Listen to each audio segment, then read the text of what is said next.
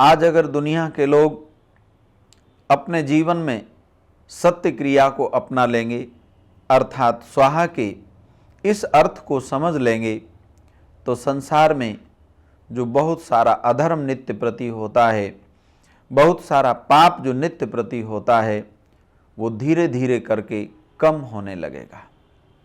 और ध्यान रखना, जो मनुष्य मन में कुछ सोचता है, वाणी से कुछ कहता है और करता कुछ और ही है, उसी को वेदों में राक्षस कहा जाता है। राक्षस के अलग से कोई शरीर के अंग नहीं होंगे, बस उसकी सत्य क्रिया में भिन्नता होगी।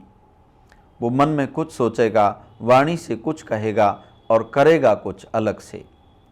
अगर इस अर्थ को पलट दें तो देवता का यह अर्थ होगा कि वो अपने मन में भी अच्छा सोचता है, वाणी से भी अच्छा बोलता है और अपनी क्रिया में कर्म करते हुए भी वो अच्छे कर्म करता है।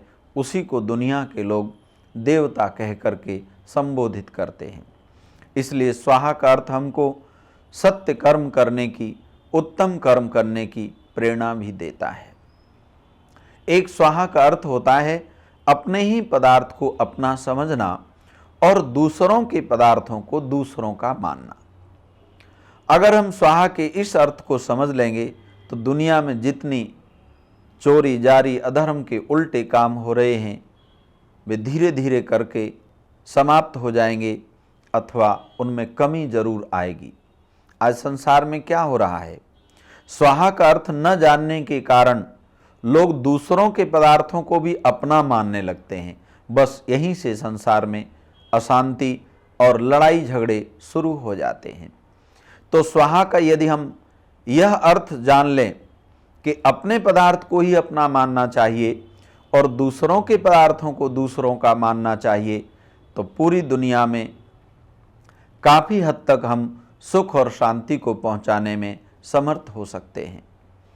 और एक स्वाहा का अर्थ होता है जो हवि योग्य पदार्थ हैं उनको अग्नि में आहुत करना, अर्थात जो रोगनाशक द्रव्य हैं जैसे घृत है, केसर, चंदन, इलायची, अन्य अन्य औषधियों को, जावित्री आदि औषधियों को अग्नि में चढ़ाने का नाम भी स्वाहा होता है।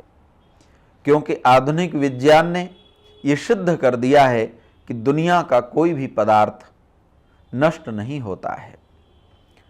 तो जब हम उत्तम पदार्थों को, अर्थात जो सुगंध कारक पदार्थ हैं, रोगनाशक पदार्थ हैं, उनको जब अग्नि में आहुत करते हैं, चढ़ाते हैं, तो वहाँ पर भी हम स्वाहा स्वाहा कह करके अग्नि में आहुति लगाते हैं।